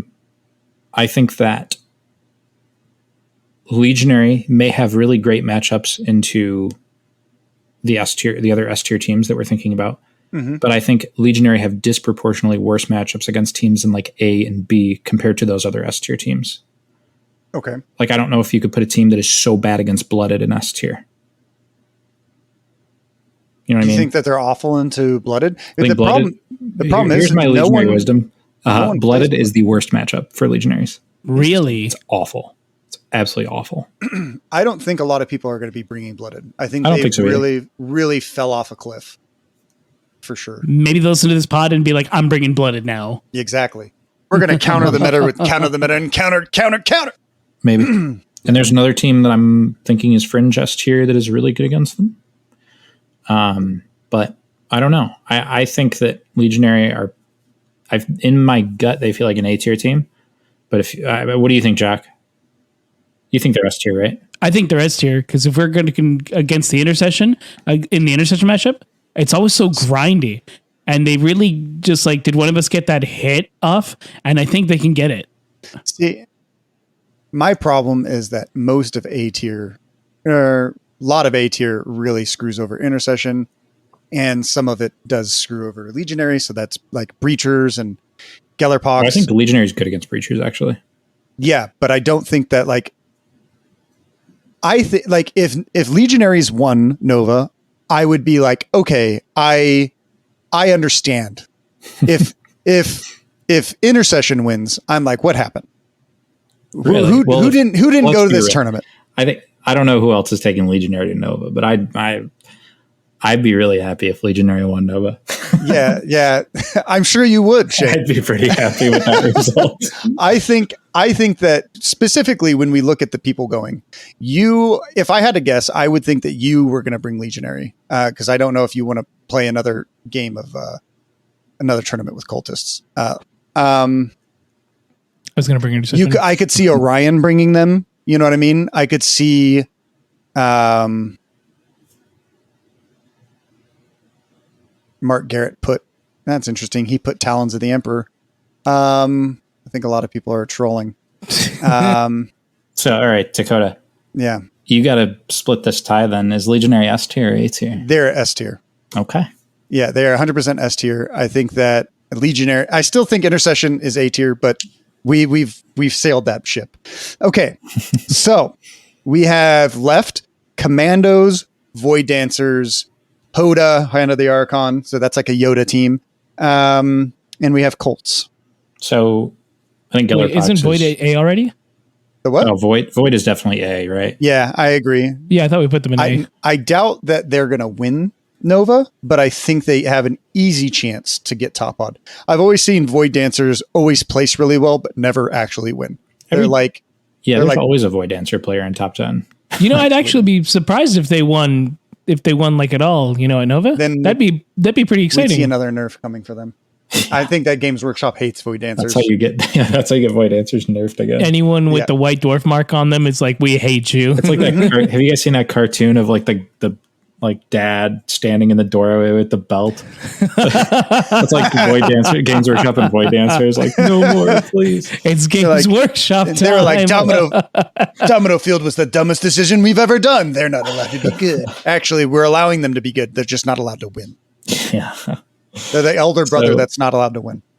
Well, all right. So we all agree Void Dancer, they're great. They have, I swear to God, You'd probably be tough to find like more than a couple big tournaments where there hasn't been one Void Dancer in the top 10. Agreed. There's always one. Except at LVO, there was not one. Really? But yeah, but there wasn't a lot of people playing. I think there was probably like 3 out of the 87. So East Coast has some pretty good Void Dancer players. I'll say that. there's not a lot on the West Coast. Yeah. I think Futter, but I don't think Futter plays Kill Team anymore. So Yeah, East Coast we have Joey Cruz, Matt H, who's actually TOing, so Matt's not going to be playing Void Dancers. But yep, Joey beat me. Joey's Rolls a lot of 4+. Let me tell you what. Yeah. Dude, the invul save is strong. Yeah, fucking bulls. All right, moving on. Gellerpox. Gellerpox, definitely A. Yeah, I don't think I can put Gellerpox in us. They're think just they've too been strong. 65% win rate. Maybe they go down to 55, but yeah, still people just super don't know how good. to play against melee teams. Honestly, it's a big issue. But Playing in that cage is tough. You know, Yeah. I don't know. So you haven't heard the podcast that we're releasing for this week is coming out tomorrow. So this one's going to release right before Nova. But in our last pod, I actually took melee vet guard and I crushed cultists. Cultists? Yeah, Oh, okay. yeah, hand axes. What the heck? It was really weird. It was really weird. Are we gonna extrapolate on that? I mean, yeah. I took every single time with my leader, I would take the retain ones, and then I would just, after turn 2, I'd retain ones, and then I'd retain, reroll ones for combat, and then I'd retain a hit, and then I just had like my demo man blow stuff up, and then like the 3/5 damage, the 3/5 ones I just cut through them. I don't know, it was just weird, and I was like, whoa, is this the new Blooded? Am I just actually playing Blooded and I didn't know? It was really, really weird and okay. My secondaries I took, because I was TOing, right? So like my secondaries I took was hold them back, seize defenses, or seize access point, and escort operative. Awful things to play into cultist, you would think, right? My melt-a-gun made it to the back line. I got the seize access. I did not get hold them back. But yeah, it was very interesting. If you just play, hot tip for anyone out there: if you struggle against a team, just change the way you play entirely and see if you have a better chance at winning something, winning against that team that has always given you. Because maybe it's just your mindset, you know. Like I do notice that people that I've played in the past, like when I've played Vetguard, there are specific people that is like, oh, I'm playing Vetguard, or I'm playing Dakotah, and they just beat themselves before they even roll dice. Yeah. You know, and it's just like half of this game, especially in person compared to TTS, it's a lot of mentality. It's a lot of mental games. So as long as your mental stays strong, you know, yeah, that could be another reason why melee Vetguard won. Couldn't tell you why it didn't. That's crazy. Because of Felgor. That is insane. I lost to Felgor. I lost to them. I couldn't beat them. I did not expect to beat cultists, and I just took 4 hand axes and a rosary, and I just ran at them, and I killed everything. So, yeah, my demo mine did kill both Blessed Blades and a normal guy. So yeah. Our Chaos Cultist here, Yes, I mean, still, they definitely have a potential to win, for sure. If a good player brings them, they definitely have a potential to win. Yeah, I think so. Yeah. Yeah, 100%. Yeah, Chaos Cult can win. Am I going to play melee Vetguard into cultists again? Absolutely, because I won last time. Okay. I'm going to beat my head against the wall until I win again. So talking about their nerfs, you won with them at ACO. Do you think that their nerfs are super, super detrimental to the team? You sounded reluctant to put them into S tier. They are pretty detrimental. So I think that they're much worse into like as far as I think first of all the biggest thing about the nerfs is it makes it a lot harder for a bad cult player to win games, which I think that's a really good nerf in that sense. Agreed. Very much more skill dependent. Yes. That being said, I think that we have seen a lot of cults at this point, and everybody knows what their game plan is against cults. So a lot of players are prepared for the matchup too. And the 6-up feel no pain is significant. Mm-hmm. If you are up against a player that is capable of, maybe if they're running a team that is equipped to be super aggressive, they can really punish you, like really, like more so than before, and not just on turn one, like on other turns as well. That being said, I do still think they're S tier. I think a really good player could easily win. Not easily. Nothing's easy, but I think I could see that. Maybe it was easy. You would know. Not you anymore. played Ryan at the end, right? Or you played... No, I played... That was in a different one when you got a 10-man... I played Legionary against Ryan's cult. Yeah. That was the... at Salt City, and I played Chaos Cult at ACO. I did play against Nick Craven's Chaos Cult in a mirror match, and that was... You can only imagine how fun that was. Who wins the mirror? The first one to go, or? I personally, I just tried to play really aggressive on turn one. That was my game plan. And when his icon moved up, I just tried to charge his icon with devotees because it's the one guy that my devotee can kill and not just like, not kill, but mutate off of, without like giving him a mutation, Yeah. I like did like super aggro, like crack grenade with covert guys, engaged guy, and like recon dashed my icon arc and like just tried to be really aggressive. But yeah, I killed the icon arc with a chainsaw confidant. You can actually kill the icon arc now. How crazy is that? I know, it's nuts. It's great. It's amazing. Yeah. But yeah, no, I think they're S tier. Cool. All right, so we have 2 teams left. We have Hand of the Archon, we have Commandos. So why do you want to do Hand first? Let's do Hand first. Hand is like the other... I mean, they're getting enough recognition at this point that I don't think you can call them a sleeper team anymore, but they were my other sleeper team with Star Striders. Mm-hmm. They're so good, man. Yeah, they are. They are. I think they're amazing into elite teams. Mm-hmm. I think they're pretty good into commandos. I think they're fast.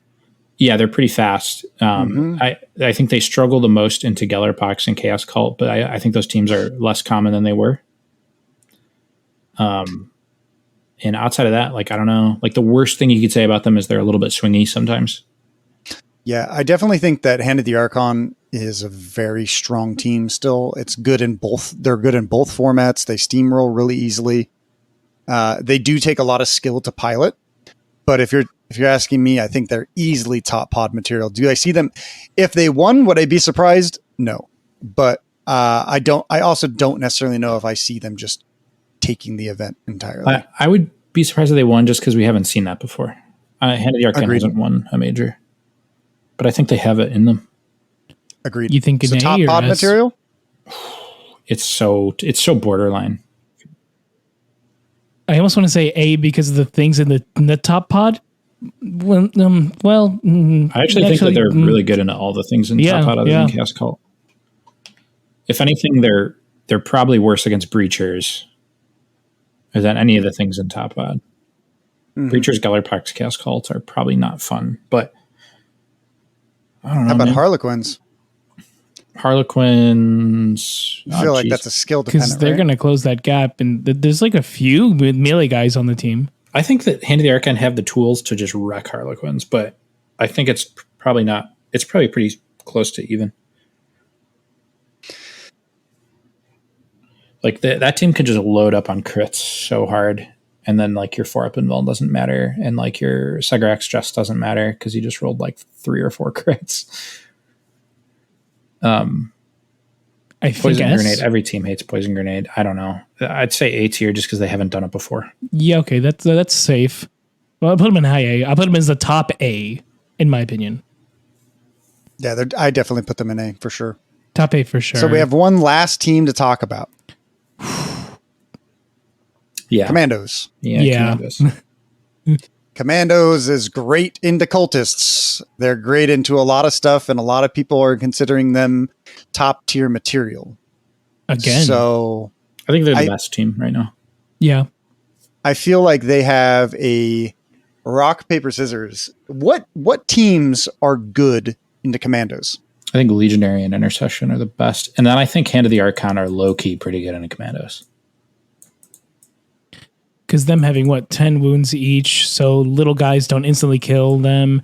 So you need bigger guys to do it. But you can, but then you can still have enough hit to kill the big guys. you can tax just a scratch, which is huge. Yeah, you can do that for sure.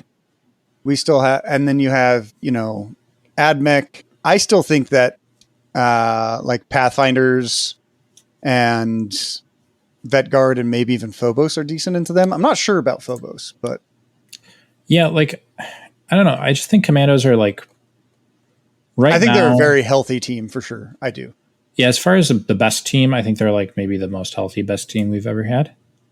I feel like it's a combination of a lot of things. Having to deal with multiple sneaky gets on certain boards is pretty silly. They have 11 activations. That a team with that chassis should not have 11 activations. They're really durable. They're hard to kill. I don't know if it's durable. They're hard to kill though. Yes, they are hard to The kill. squig in the hands of a good player is really annoying because they set it up in a way that they can't get punished. They're not going to get exploded turn one. They'll just put it outside. And you can maybe try to kill it, but you have to go way out of your way to kill it on turn one. And then after turn one, at the end of turn one, they'll just move it up into heavy cover somewhere. And then it's just every turn after that, it's if the Commandos win initiative, they just might just delete guys. something just because they won initiative. It's wild. And then, they have dynamite, they have rocket, they have good melee on almost everybody. And they out-activate pretty much everything that's not a horde. And the hordes that are out there only have typically one or two more activations than Commandos. And the chassis are way worse. Way worse. Yeah. I don't know. There's just so much with them. I don't think they should be allowed to sneaky get twice. And I don't think they should be 11 activations. They could sneaky get 3 times. Yeah. They could do that. They could do it. Yeah, they could do it 3 times. I mean, in theory, you're right. Let's have 11 activations till the squig's gone. So let's say 11 for the first 2 turns, then goes down to 10. Yeah. That's still good. Yeah. Yeah, I think that they definitely have a great shot at winning. They just won Goonhammer. Who won that, by the way? Do we know? Liam. Liam? Yes. So who did the golden ticket go to? I went to Mike Cortez, who was also running Commandos, who placed 3rd. And then also the other big tournament this weekend was Gateway Open, and that was also won by Commandos. So, well. I'd also like to see if they win the whole thing. I have a bad feeling if Intercession or if Commandos win Nova. The Farseer inside me, the deep dark Xenos heretic in me is seeing a nerf for one of, if not both of those teams in the future. And also Adrian Benevento just got a ticket at Salt City with Commandos for what it's worth. He plays 3rd, right? Yeah, because he was behind Lafong and myself. But I played against him and they were scary. They absolutely hate Legionary. They hate Nurgle Legionary. And it's one of the reasons I'm kind of comfortable with Legionary this tournament. Yeah. You have to think of hey, is everyone going to be bringing Commandos? Is everyone going to bringing cultists? And then if you're looking at a different alternative team, who's good into both of those teams? Yeah. And honestly, I look at all the teams in top tier and weirdly, even though we think Commandos are the best, I think Chaos Cult is the team with the least nightmare matchups. Agreed. Yeah, I think they're still by far the best team in Kill Team. Agreed. I think that they just can annihilate so many people. They have such a gatekeeper mentality, even against good teams. It depends. I mean, it's really heavily dependent on the map pack and the fact that we still don't know what we're going to be playing on. It just makes me think they're going to make it up day of, unfortunately. Or they're going to use possibly the the dudes from London. What is their packet called? Oh, Turning Point Tactics. Turning Point Tactics. Yeah, I think that Chaos Cult's worst matchups are Higher Tech Circle and Commandos. And only one of them is likely to be played, so it's not that bad. Realistically, everything in ANS are pretty good, so they all have a good chance of winning Nova. Yeah, I don't know. Maybe you could say Legionary have the lead. Like, Legionary's worst matchup are like Blooded and Castrican. And Hand of the Archon. I think Hand of the Archon's really good against elites. So I think the biggest rock, paper, scissors is like, it's not even rock. It's like there's 4 things instead of 3. Like, because it's Commandos, there's Chaos Cults, and then there's like one of the elite teams. Either of the elite teams, I guess. I'm going to laugh so hard when none of our teams, like fucking Tyranids, win this whole thing. That would be dumb as hell. We're all just going to think about our lives. And that's not going to happen. And when they do, Giacomo, you're going to look back at this podcast and you're going to be like, wow, how did Warp come and win? I thought your parents taught you not to lie. If Warp come and win, I hope we just delete them from the game. I just, sail them off into give them a Viking funeral. My hope is that I've always asked GW through my hopes and prayers to the Emperor that they would update Compendium again. But at this point, it seems like that's definitely not going to happen. I wish that they would just delete the teams. We have literally so many teams that adding Compendium to the list really, really suffers a TO's mental load to know everything. Yeah. Compendium's too much. I mean, get it out of here. It doesn't even get played. Yeah. Outside of maybe Custodes. Jimmy Kelly. Yeah. Like, make it Legacy or something. I don't know. Like, if there was like a Legacy for Kill Team. That would be interesting. And then you could say like, this is a Legacy tournament, or this is I think Australia just had a full Compendium tournament. Which could be a little thing to do every now and then. Why not? Sure, Custodes probably won. Probably, yeah. It's probably Talons or Guard or something. Yeah. I don't know. If I had to play a Compendium team at this tournament, I guess it would be Talons, but otherwise it would be Demons. I was going to say it was almost interesting, and I was like, oh no, no, you play Talons. Talons are like actually a decent team. If I was to bring a Compendium team, and this is all Compendium, I would probably bring either Craftworlds or Drukhari, just because I like the way that those two Compendium teams function. Hey, Talons are kind of good against Commandos. Are they? I mean, how does a Commando kill anything on that team? They don't. Yeah, because you can put just like a bunch of the mass on the sisters, and they're like, I took like no damage. A sister literally cannot die to anything on that team in less than 3 hits. That's kind of crazy to think about. Even Legionary cannot kill a faceplate sister in less than 3 hits with any weapon other than like a corn, like demon blade or whatever. Or what like about the leaders? The leaders, 5/7. That's what I'm talking about. The demon blade. Oh, you're right. It's 4/7. So like if you're specifically running corn, or I guess Slanesh have the same thing, where like the crit becomes 8.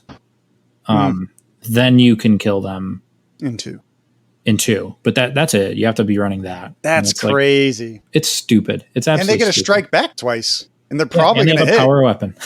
Yeah. Heaven forbid they actually. How you trade into that? I just have no clue. Yeah, and if you get stuck with like a board and sword custode, he's just going to block your hits and destroy you. Yeah, I mean, it would be interesting to see Custodes perform well. I'd be very excited. I do think that Custodes are really bad into Vet Guard and Pathfinders, and possibly Cassicans. So I don't think that they're very good into those teams. Which is why they'll stay in B tier.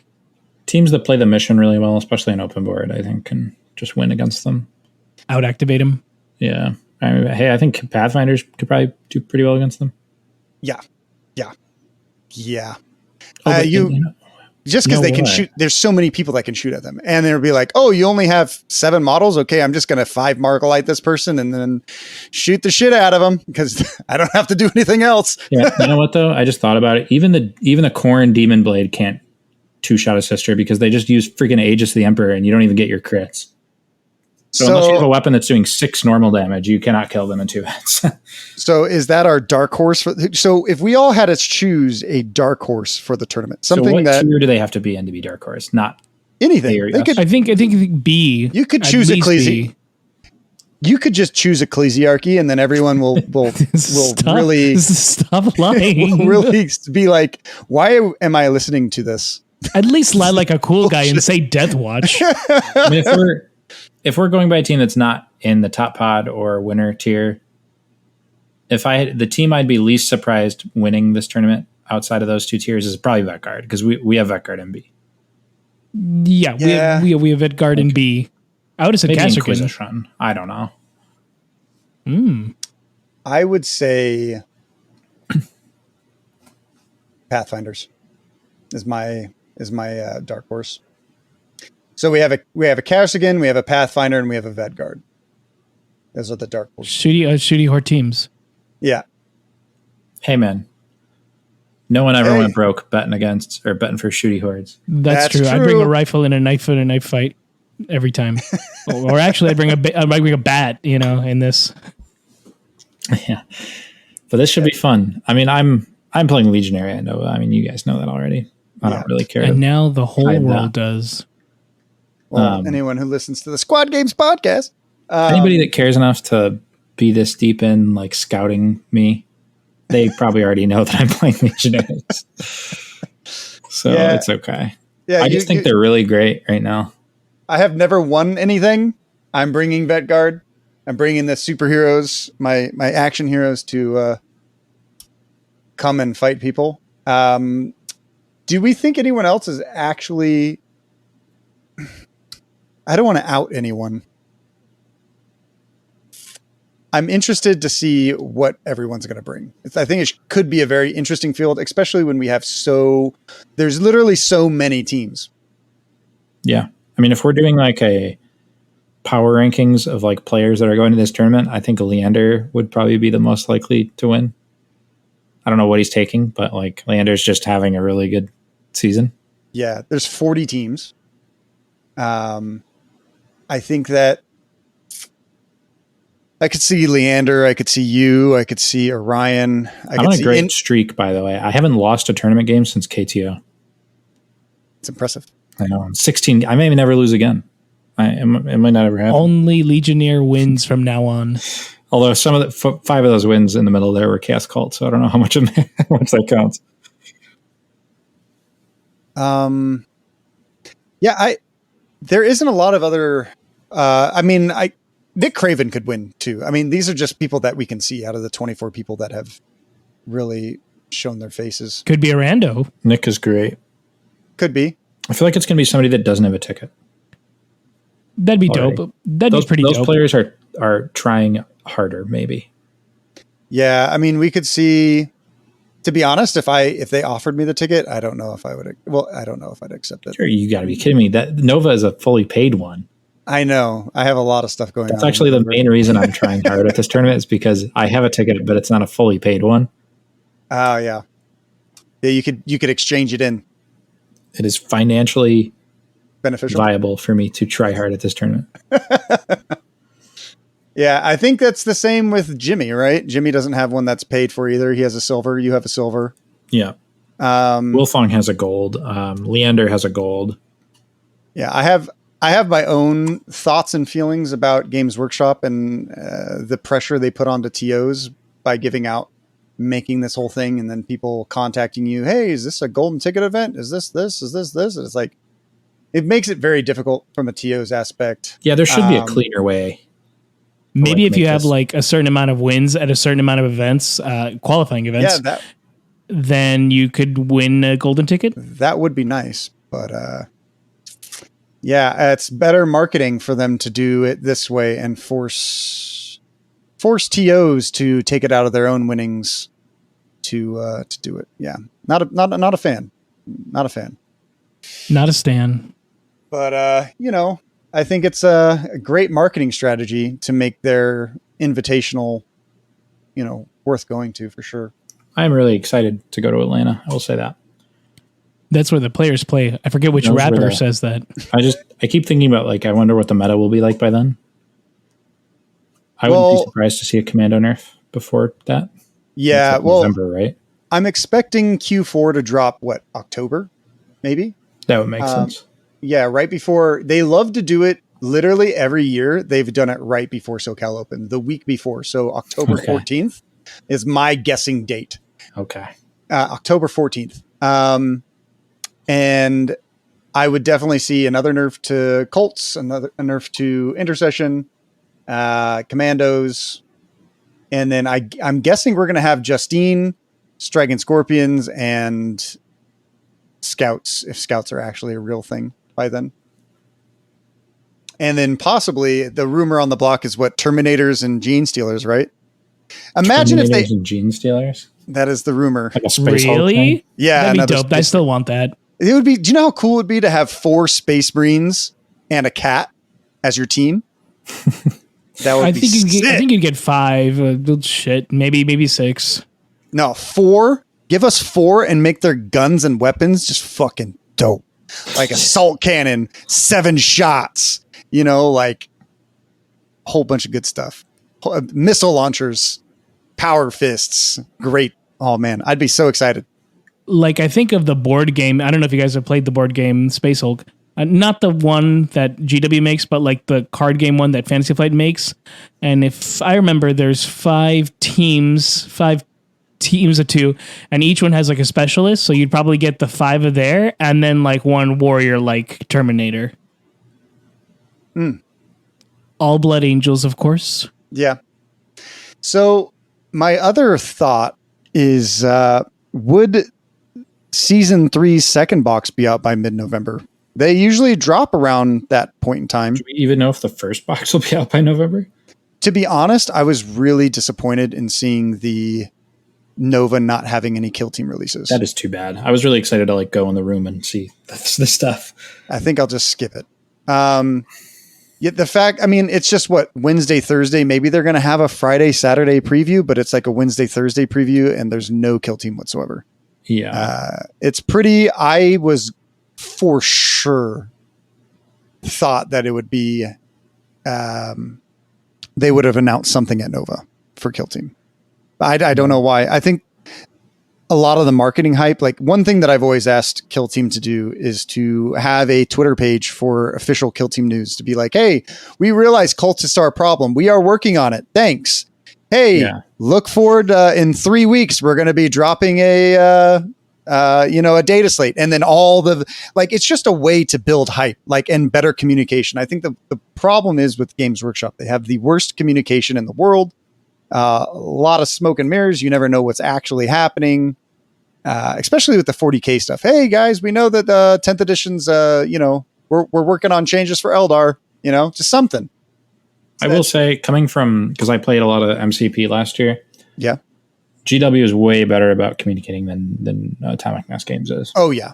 AMG is one of the worst. One of my, they got hella transmissions though.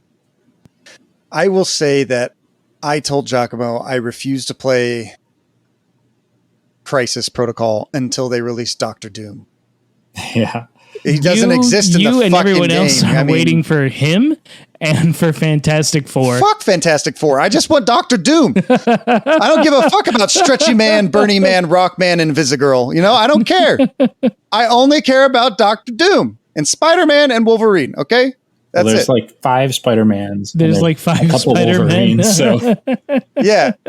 Now, I was way more excited for Wolverine when I thought he had an orange and yellow costume, and I found out it was brown and yellow because I'm colorblind. Made me very upset inside. Yeah, that's what you say. Yeah, it's true. I'll judge you hard. Yeah. I still have to call up Giacomo and be like, hey, does this color look right? That's true. He called me this weekend. And then I also did it with my Halo Master Chief. I was like, yo, does this look good? Yeah. Right, cool. So you guys, Dakotah, you said you're going to be at the team tournament, right? Yes, that is the goal. I think I leave here on Friday. I'm supposed to arrive in DC. No, I leave on Thursday. I'm supposed to arrive Thursday night at 10. Me too. Now, there's a lot of delays that's been happening. I have like an hour layover in Atlanta. Well, heaven forbid there's one here, or heaven forbid there's something in Atlanta. That's a delay. So I could foresee, but I think I come in, I'm supposed to be arriving at 10 p.m. Well, if you get delayed and you can't do the team tournament, tell Janice and Jeremy that I will happily be the ringer. Okay. Because I'm going to be there. I don't have a team. My plan is I'll fill in if somebody needs me. And if not, I'll just help Matt judge. Okay. Or you can also come and be our team captain. Tell us like what we should do. Yeah, I'll do that. That'll be fun. It'll be like we allow that at AVTT. Like if somebody doesn't want to play, they can be you're not allowed to say anything in between the rounds. You're just kind of like the strategist, like in between. Yeah. That's what they do at 40K events too. So you could have a team of 4. I could coach. Yeah. But yeah, no, I'm sure somebody will need a third player. But imagine if I don't make it and there's like a 12-hour, 16-hour flight delay, then go for it. And they're getting some legionaries. we're going to chaos it up. Yeah, that'd be exciting. And then when are you leaving? I am there until Monday morning, and I'm going to leave Monday. I'm probably like Monday, like noonish. I'm probably trying to leave. Gotcha. But I'm all set up. I'm all good. I'm excited to fly in. I usually don't fly into tournaments. I just really didn't want to make the 6-hour drive to Nova. And unfortunately, I'm not going with my co-host, Ryan. Ryan is That's not what I was going to ask. Makes me sad.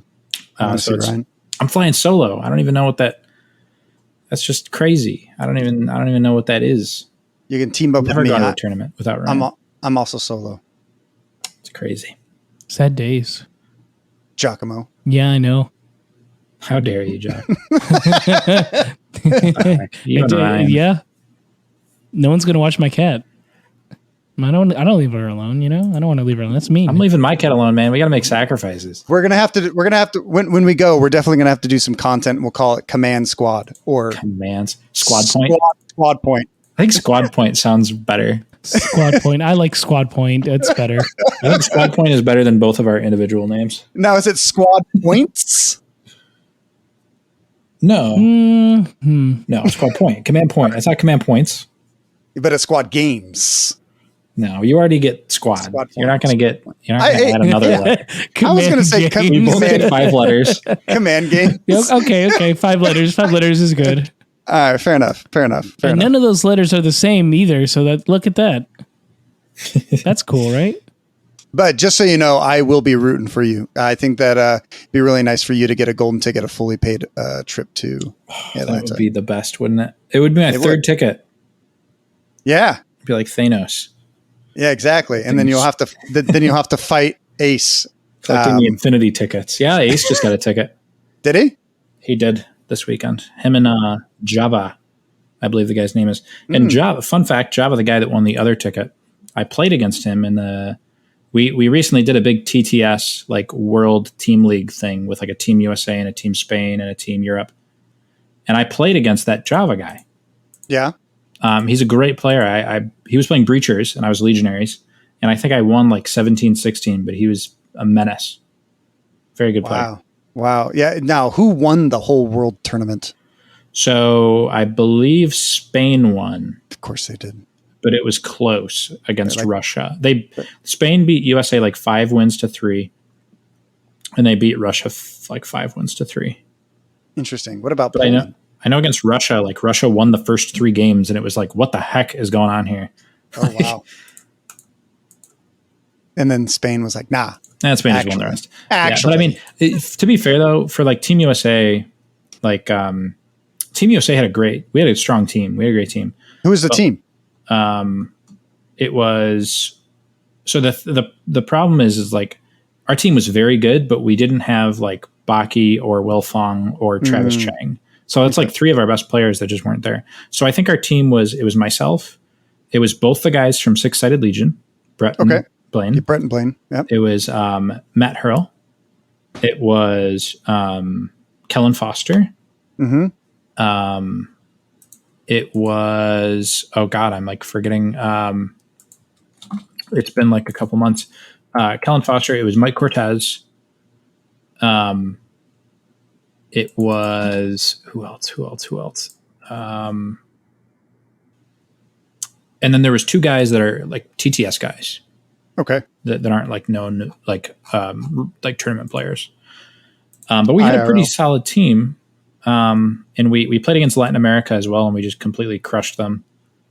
And we won a few games off Spain. I won my game, and that's all I can say. That's all. Like, what more can you do? Yeah. But Java was a good player. Yeah. That's the effort of the team tournaments. You know, you just try to do your part, and when you lose, you hope everyone can bring it up. Blame everybody else.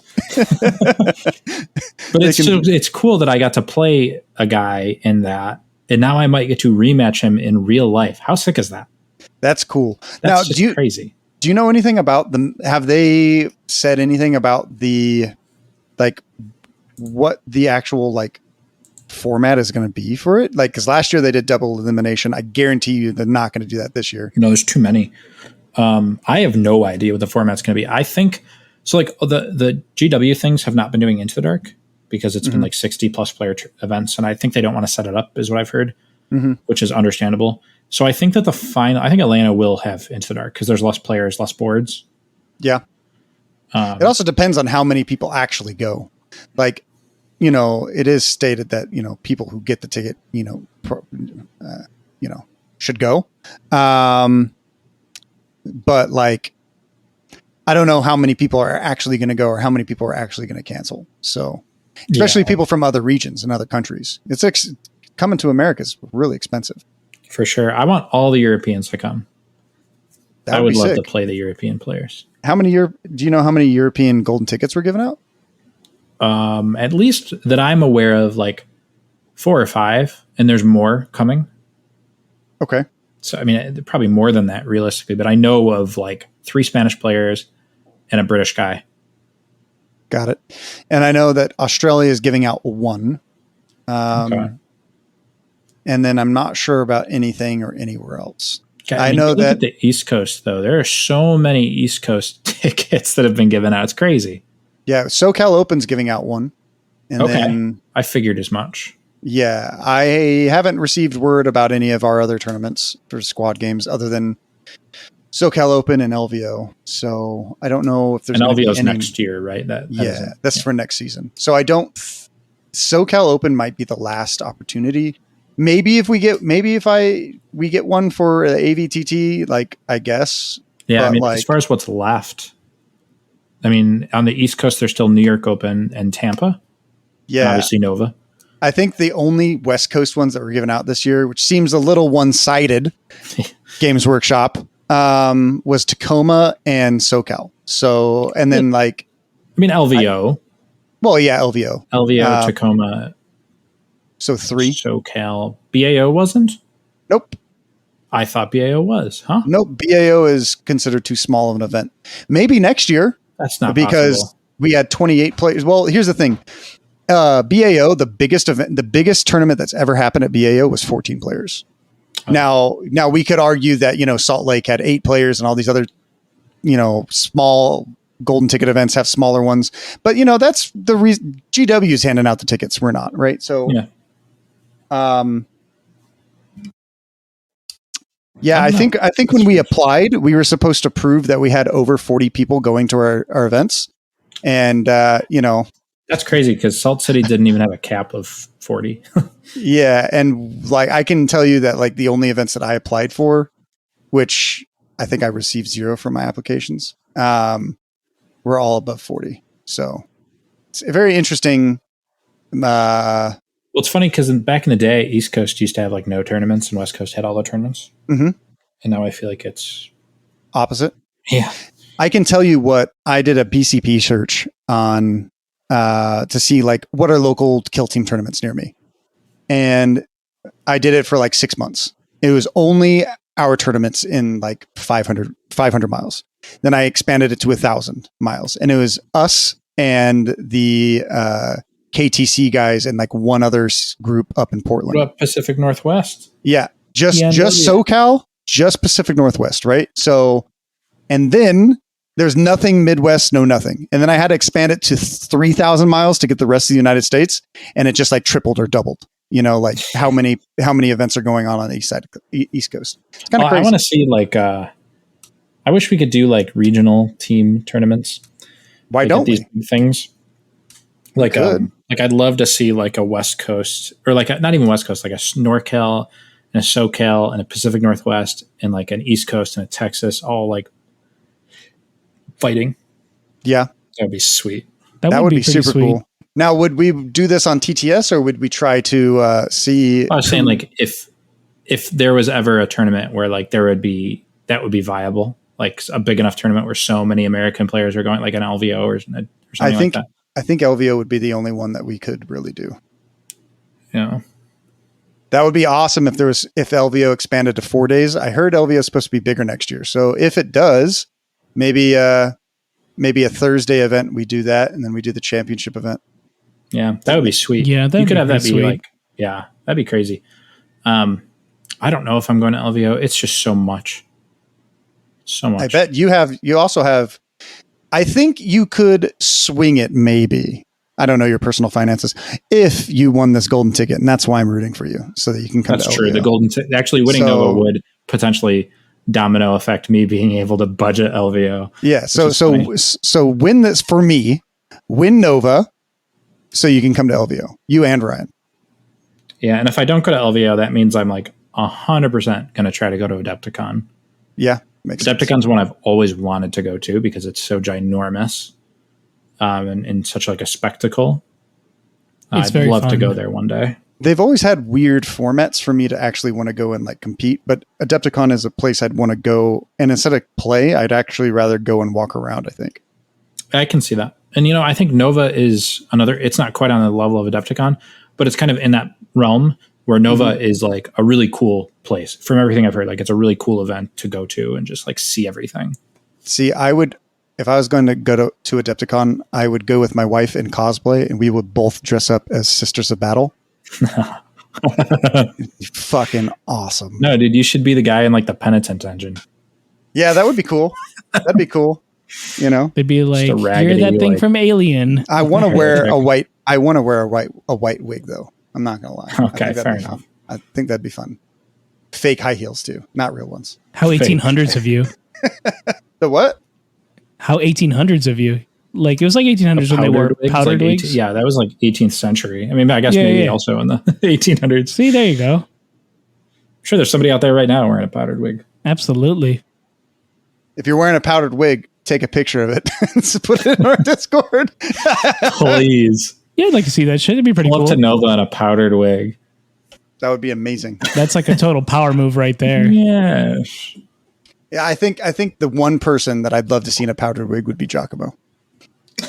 Oh, that'd be good. I am Lord Giacomo, really owner of Zone 7. Absolutely. Yeah. I'd make that look hot, though. Hell yeah. You would.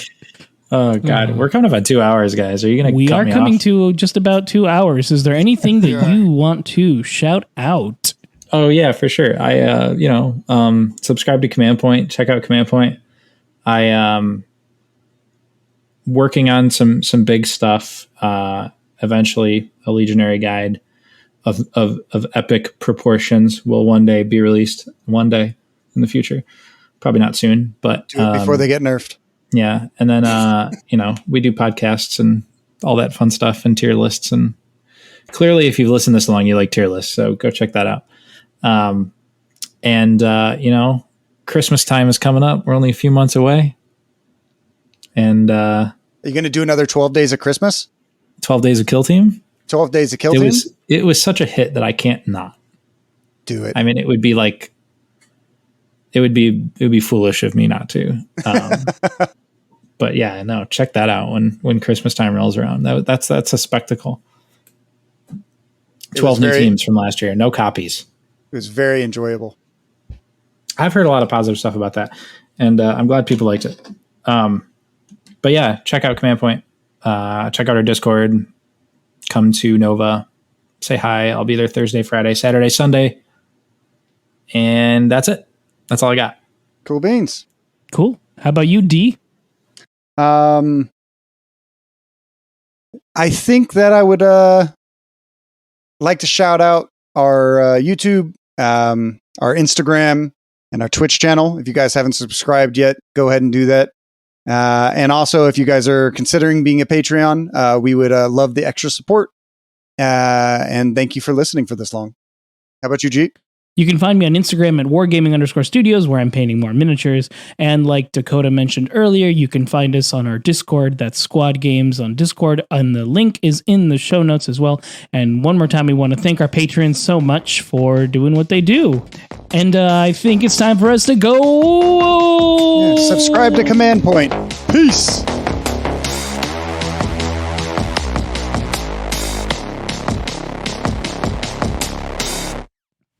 The Squad Games podcast is a production of Squad Games Entertainment. For more information on Squad Games, please visit our website at lestersworkshop.com/squad-games.